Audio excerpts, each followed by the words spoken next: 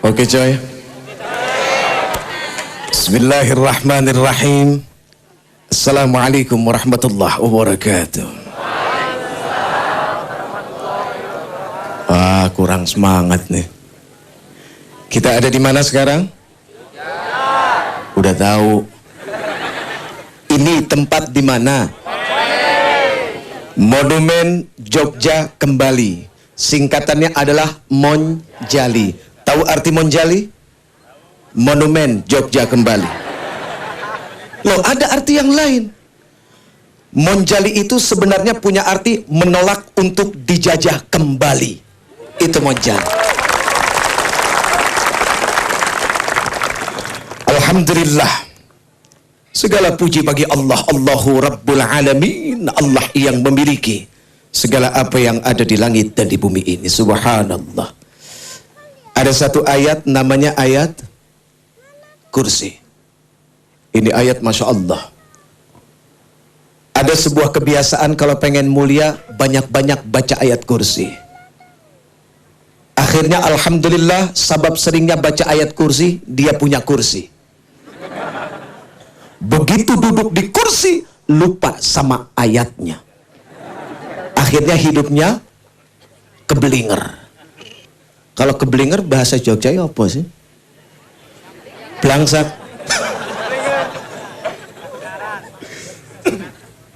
Ayat kursi subhanallah. Ya. Allahu la ilaha illa huwal hayyul qayyum.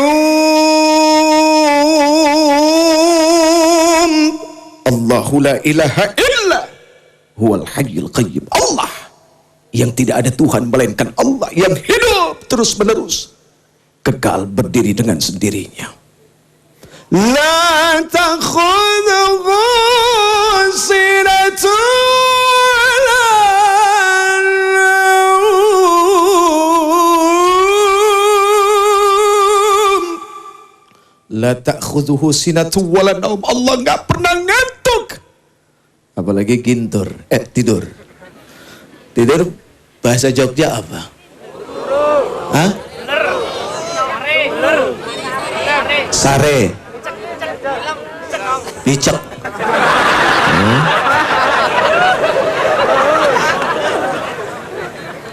Gawat. Ngora. Ngora iki. Subhanallah. Allah Subhanahu wa ta'ala tidak mengantuk. Karena yang namanya ngantuk itu sifat makhluk. Sementara Allah Subhanahu wa ta'ala adalah Al-Khaliq. Subhanallah. Allahumma salli wa sallim wa barik wa karrim ala nabiyyina Muhammadin. Angkat tangan. Salatan tukhrijuna biha min dhulumatil wahmi. Amin. Wa tukrimuna binuril fahmi. Wa tudihu lana ma ashkala hatta yafhama innaka ta'lamu wa la na'lam. Innaka anta adlamul ghuyub wa innaka ala kulli syai'in qadir wa ala alihi wa ashabihi ajma'in amma ba'd. Satu, untuk mengungkapkan kedahsyatan keberhasilan Rasulullah. Apa? Rasulullah TOP BGT SKL. Oke coy? Itu sudah cukup mengungkapkan siapa sebenarnya jati diri Rasulullah SAW. Tapi ada aturan. Aturannya apa? Ya Nabi salam alaika, ya Rasul salam alaika, ya Habib salam alaika, salawatullah alaika. Ya Rasul kau bawa cahaya menyinari alam buana, bumi tandus subur kembali, rasa gembira di hati. Allah ya Nabi salam alaika, ya Rasul salam alaika, ya Habib salam alaika salawatullah. Lahirmu membawa rahmat, memimpin ke jalan selamat. Akhlakmu yang sungguh memikat, contoh buat seluruh umat. Allah ya Nabi salam alaika, ya Rasul salam alaika, ya Habib salam alaika salawatullah alaika. Hadirin pemirsa di rumah, kita kembali setelah gema yang berikut ini. Oke, say.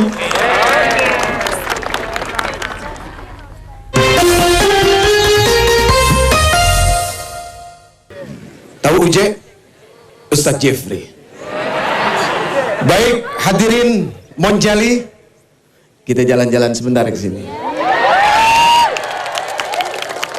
Subhanallah, ini menurut perkiraan orang kurang lebih ada berapa nih? Ada 2, laki-laki dan perempuan. Kalau tadi Mas Agus bilang, apa tadi? Perpaduan antara ulama dengan umaro. Dan di Jogja ini memiliki keraton. Ada keraton Jogja kan? Tahu arti keraton? Kekuatan rakyat beton. Loh, orang Jawa itu lembut-lembut kalau bicara, iya kan? Tapi hatinya beton. Makanya lihat, penjajah nggak berani lagi balik kemari. Begitu gitulah. Oke, friend, coy. Aku balik lagi ya. Jangan lama-lama tahu. Hadirin yang dimuliakan Allah, hari ini saya akan bicara tentang satu kata yang namanya celaka. Ada yang pengen celaka nggak? Gak ada. Hah? Wah, lu pengen gawat lu. Celaka. Siapapun manusia yang punya akal yang cerdas, demi Allah dia nggak akan pernah mau dengan kata celaka. Dan setiap manusia berusaha untuk menghindari kata celaka. Anak pergi sekolah, biasanya ibu-ibu, boe, pesannya opo? Hati-hati neng jalan, ya. Kalau nyebrang jangan sendiri. Takut apa? Celaka. Tapi celakanya adalah fisik.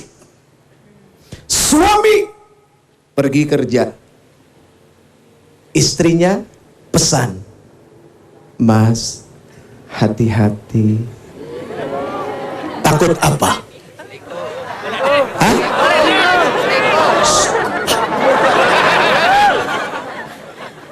Takut celaka. Dan itu adalah celaka-celaka fisik. Ada anak manjat pohon. Ibu, tuh, anak siapa sih kamu? Padahal anak dia. Takut jatuh. Kenapa? Takut celaka. Tapi celakanya adalah celaka fisik. Ada anak minta dibelikan mobil sama orang tuanya, nggak dikasih. Takut apa? Bukan nggak punya duit ibunya. Iya, takut celaka. Nih nginget nih Ramadan yang suka trek-trekan, friend. Kepala lu cuma satu, friend. Bukan, kalau pecah Ramadan nggak ada gantinya Lebaran. Iya, suka sedih aja. Kesian Pak polisi, tengah malam harusnya tidur, malah akhirnya jagain. Bener nggak Pak? Pak, mereka adalah sahabat kita, insya Allah. Amin ya Rabbal. Nah, hadirin yang dimuliakan Allah, baginda yang tercinta Muhammad bin Abdullah alaihi salatu wassalam menyampaikan alamatus saqawati arba'ah. Tanda celaka itu ada 4. Ya, tanda celaka ada 4. 1. Nisyanudz dzunubil madhiyah wa hiya 'indallahi mahfuzah. Tanda celaka yang pertama adalah orang yang lupa akan dosa yang pernah dilakukannya. Padahal demi Allah, setiap keburukan, kemaksiatan, dosa, Allah subhanahu wa ta'ala mencatat dengan sebaik-baiknya tanpa dikurangi, apalagi ditambahkan. Makanya tadi lagunya Mas Opik jelas ya. Astaghfirullah, astaghfirullah. Enakan mana? Kan iya, lu tahu aja enakan Mas Opik. Subhanallah.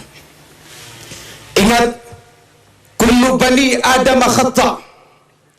Setiap anak keturunan Adam yang namanya manusia, dia akan senantiasa bikin salah.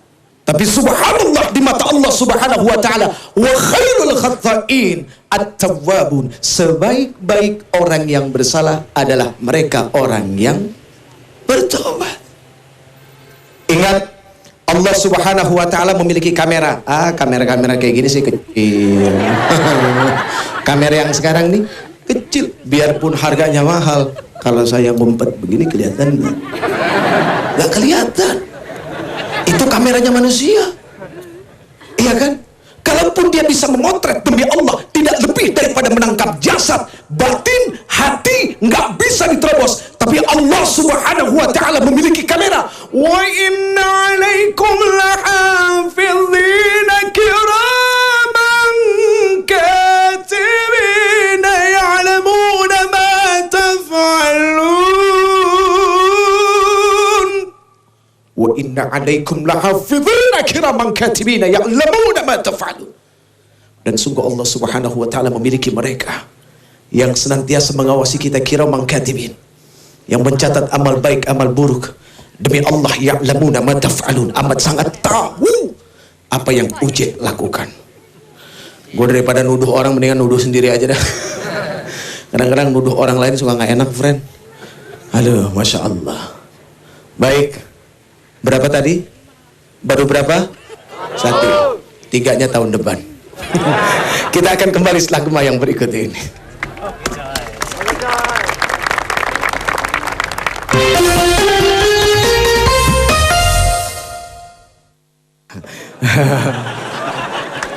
Penampakan ini namanya. Monggo Ustaz. Nggih. Alhamdulillah. Nyuwun sewu Ustaz. Oh, nyuwun sewu 500. kalau gadai 200. Alhamdulillah. Ustaz enggak takut bisulan? Kualat nih. Jangan Ustaz, tapi emang panas sih bawahnya. Gimana Ustaz? Ini namanya sahabatan. Sehat Ustaz. Pengen ya. Kita tetap akrab, tetap manusia biasa yang kadang-kadang suka kesalahan, biasa itu. Yes. Ustaz, Ya, gimana? hari ini kita ngumpul di Monumen Jogja kembali. Jogja kembali. Iya. Kira-kira buat Ustaz sendiri punya arti yang berbeda nggak sih? Monumen Jogja kembali. Iya. Setahu saya, Monumen Jogja kembali itu satu bangunan, Ustaz. Satu Bangunan. bangunan. Ya. Oke. Namanya Monumen Jogja kembali, Ustaz.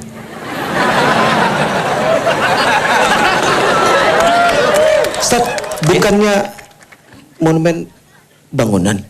Oh iya. Iya. Ya udah Ustaz, kita lama-lama jadi Sri Mulat nih. Hari ini kita bicara tentang celaka. Tentang celaka, Ustaz. Iya. Tadi saya sudah sampaikan Iya. 1 dari 4 tanda celaka. Betul. Nah kira-kira untuk Ustadz sendiri ada nggak sih sesuatu yang celaka yang kalau seandainya itu dimiliki oleh manusia maka dia akan rendah hina di mata Allah Subhanahu Wa Taala. Celaka itu, Ustaz. Demi Allah, Ustaz. Itu punya gua. Oh iya. Jangan suka ngambil punya orang. Kreatif gitu loh. Kita cuma pengen kasih tahu bahwa Ustadz itu akrab satu sama lain. Benar nggak Ustadz ya? Nggak ada iri hati, nggak ada dengki. Tulus ketika ngomong nggak dengki, memang nggak dengki kan gitu. Saya sedang celaka ini, Ustaz. Terus Ustadz? Iya. Kecelakaan pada seseorang adalah ketika dia tidak berilmu, Ustaz. Oh. Sungguh ketika tidak berilmu. Ketika ilmu tidak ada pada seseorang, sungguh dia akan mengalami banyak sekali kondisi celaka. Kenapa? Karena ilmu akan mengantarkan seseorang pada keimanan, Ustaz. Ilmu akan mengantarkan seseorang pada keimanan. Jangan dikira bahwa iman itu sekedar percaya, iman itu sekedar yakin, tetapi dia satu proses yang harus dialami oleh seorang lewat satu proses berilmu. Ingatlah ketika Ibrahim alaihissalam di malam seperti ini melihat langit penuh dengan bintang, maka apa yang dikatakan oleh Ibrahim, hadza rabbi, ini Tuhanku. Falamma afala, tapi ketika bintang itu tenggelam, Hilang. Iya. maka Ibrahim mengatakan, la uhibbul afilin, aku nggak suka dengan tenggelam. Malam berikutnya lihat yang lebih gede gitu aja. Nanti tidak kira-kira gede gitu ya. Lebih gede, biasa aja. Iya. Kan memang Ustadz harus biasa. Iya, biasa. Seorang Jawa jadi harus biasa lebih gede gitu, Ustaz. Emang di sini gede apa? Terus maka Ibrahim mengatakan, hadza rabbi, hadza akbar. Ini Tuhanku karena ini lebih besar ketimbang yang kemarin gitu. Falamma afala, tapi ketika bulan itu pun tenggelam, Ibrahim mengatakan, la uhibbul afilin, aku nggak suka dengan tenggelam seperti ini. Pagi hari mulai tampak sesuatu yang lebih besar lagi, yaitu matahari, dan lebih terang, Ustaz. Ya. Lebih terang memang. Lebih terang. Ibrahim matahari. Hari punya mata. Hari yang itu. Terus Ibrahim mengatakan, ini mungkin Tuhanku. Tetapi ketika senja mulai menjelang dan matahari itu pun tenggelam, Ibrahim mengatakan, aku nggak suka dengan tenggelam seperti ini. Tuhanku adalah menciptakan bulan, bintang, matahari, langit dan bumi. Inni wajjahtu wajhiya fataras samawati wal ard hanifan musliman. Aku hadapkan wajahku pada yang menciptakan langit, bumi, bintang, bulan, dan semua yang ada. Bintang. Ini bintang. Iya. Bintang, Ustaz. Antum habis makan apa sih? Enggak, tadi dengarnya apa, Ustaz? Buntang. Oh. Repot kalau bunting itu yang kacau lagi. Ya. Saya tadi sedang pikir bunting gitu, Ustaz. Bintang, ya. Akhirnya sampailah Ibrahim alaihissalam ini kepada keyakinan sesungguhnya, yaitu Allah lah yang menciptakan semua ini. Subhanallah. Keyakinan, keimanan Ibrahim itu lewat proses berilmu sampai pada keyakinan yang demikian. Iya. Maka orang yang tidak punya ilmu dia akan tersesat. Dan itulah celaka yang sesungguhnya, Ustaz. Subhanallah. Celaka berikutnya adalah ketika orang punya ilmu tapi tidak diamalkan, Ustaz. Ya. Apa maksudnya? Iya, aja. Emang nggak boleh? Oh, boleh. Ayo kita ulang. Celaka adalah ketika ilmu tidak diamalkan, Ustaz. Masya Allah. Kan nggak boleh. Terus? Ya, diamalkan, Ustaz. Iya. Jadi kasajaru bila thamar. Iya, betul. Jadi ilmu yang tidak diamalkan itu seperti pohon tumbuh tidak berbuah. Wah. Itu. Tapi kalau pohonnya memang tidak ada buahnya, Ustaz. Itu sih.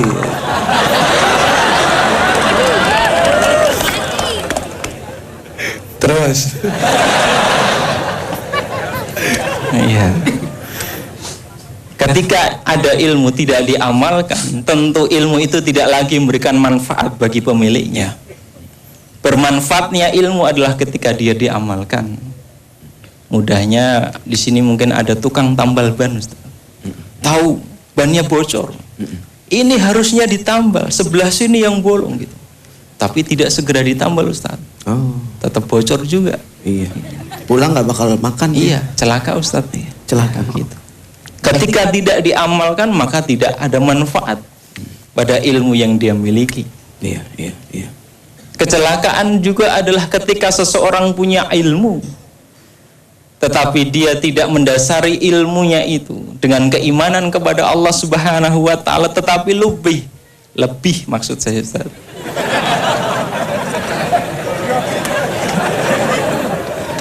Lupis. Ustaz. Lebih didominasi oleh dorongan nafsunya. Orang yang demikian ini, na'udzubillah min dzalik, Allah gambarkan dengan gambar yang sangat buruk. Ara'aita man ittakhadha ilahahu hawahu. Pernahkah kamu perhatikan orang yang menjadikan hawa nafsunya sebagai tuhannya? Afa anta takunu alaihi wakila. Bisakah kamu menjadi pemelihara atasnya? Iya. Jadi apa ya? Iya aja udah pokoknya. Daripada enggak, ayo iya. Terus orang yang sudah dikuasai nafsu, Ustaz, dikatakan oleh Allah tidak ada seorang pun yang bisa memberikan manfaat pada orang itu. Padahal innan nafsala ammaratun bisu illa ma rahimah rabbi. Kecuali nafsu yang mendapatkan rahmat dari Allah. Subhanallah. Ini dia nafsu-nafsu. Tapi ini nafsu yang mendapatkan rahmat. Betul, Ustaz. Subhanallah. Subhanallah. Terus. Yoi.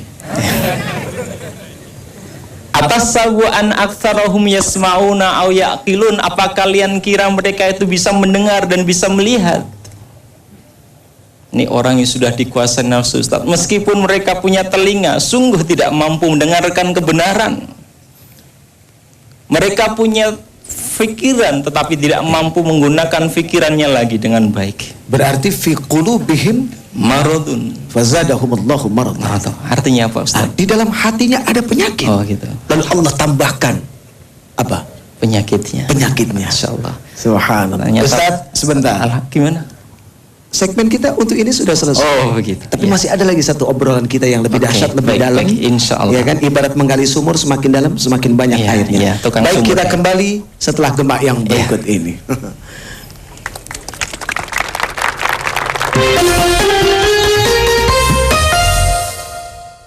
Pemirsa yang dimuliakan Allah, subhanallah, lihat Allah subhanahu wa ta'ala menurunkan curahan rahmatnya. Ingat, salah satu waktu doa seseorang diijabah oleh Allah adalah apa? Ketika hujan turun. Tapi jangan gede-gede ya Allah.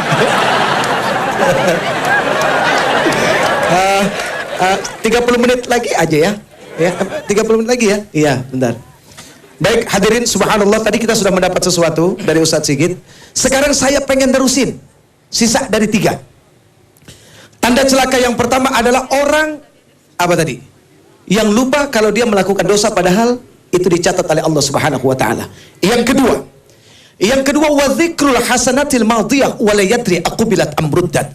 Orang yang suka mengungkit-ngungkit, mengingat-ingat kebaikan-kebaikan yang telah dilakukannya di masa lalu padahal demi Allah belum tentu diterima apa tidak oleh Allah. Awas, hindari kata-kata kalau bukan karena saya, dia kan masuk kerja. Itu masjid kalau bukan ini Masya Allah. Ingat, mukhlishina lahuddin, memurnikan ketaatan. Ya. Tapi ngomong-ngomong soal ikhlas, saya juga nggak bisa lama-lama.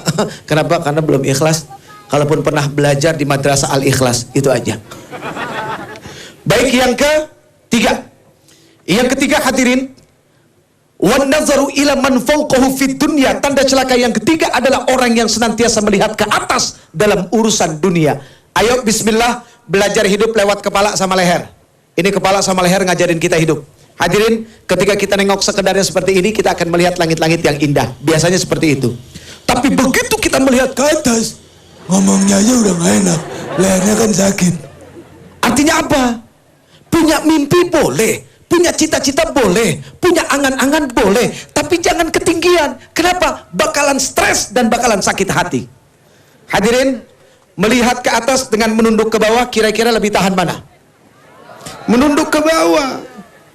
Orang kalau lagi dinasehatin, kira-kira melihat ke atas apa ke bawah? Ngerti kamu? Ya, saya ngerti. Wah, ini bisa berantem ujung-ujungnya. Ngerti kamu? Saya ngerti, Pak. Nah, lihat orang zikir, kepalanya kemana? Apa mungkin kita lihat? Loh. La ilaha illallah. Ke bawah. Kenapa? Hujan. Ya nggak apa-apa, kita sore belum mandi. Terusin ya. Terusin. Yang penting kita sama-sama hujan-hujanan, oke? Ini. Jadi benar-benar monjali kita. Ya, semangat menjadi seorang pejuang masih tetap ada. Nggak kalah berdoa walaupun cuma sama air hujan. Subhanallah. Hadirin yang dimuliakan Allah. Kalau orang suka banyak melihat ke atas, satu ketika jalan dia akan dibilang sombong. Terus kalau ada got, insya Allah kejebur dia. Tapi kalau orang yang suka melihat ke bawah, ingat jangan terlalu ke bawah. Maksudnya ke bawah saja. Satu akan dibilang pemalu. Alhamdulillah. Ingat akhwat perempuan, malumu adalah pakaianmu. Kalau engkau punya malu, insya Allah selamat. Begitu mau dipegang sedikit, malu. Dipegang banyak nggak nolak. Nah ini yang tepat. Kebuka sedikit, malu. Kebuka banyak, orang malu. Subhanallah. Jadi begitu kita melihat ke bawah, satu akan dibilang pemalu, kedua apa? Kali aja ada dompet jatuh, kan lumayan, bener nggak? Jadi orang yang banyak melihat ke bawah dalam hidup ini, dia akan memiliki ketahanan mentalitas spiritual yang dahsyat, dan dia akan siap menghadapi hidup ini, apapun yang paling dahsyat dalam hidup ini. Yang keempat, terakhir, wan nazaru ila man dunahu fiddin. Orang yang suka melihat ke bawah dalam urusan agama, awas, bahaya. Maaf ibu, dulu waktu masih pacaran sama bapaknya, alhamdulillah bapaknya masih sholat zuhur sama asar. Alhamdulillah ya, lumayan. Begitu udah punya anak 3, alhamdulillah dia masih pertahankan sholatnya zuhur sama asar aja ya.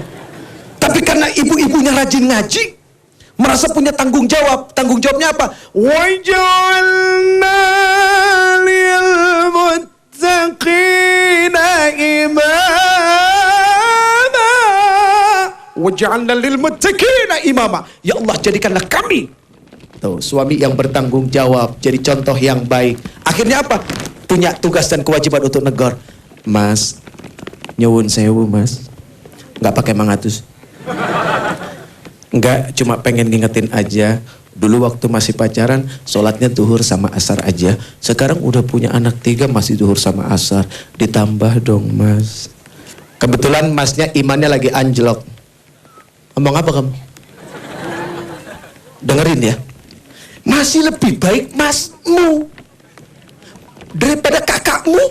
Wah, orang lain dibawa-bawa. Daripada kakakmu nggak pernah sholat sama sekali, lebih baik aku. Nah ini celaka. Kenapa? Urusan ibadah, urusan agama, senantiasa melihat ke bawah. Na'udzubillahi min dzalik. Ya Allah, tar dulu. Baik, hadirin yang dimuliakan Allah. Alhamdulillah, Ustadz, jazakumullah khairan kasir. Insyaallah, mudah-mudahan kita bisa ketemu lagi. Ya. Assalamualaikum warahmatullahi wabarakatuh. Waalaikumsalam.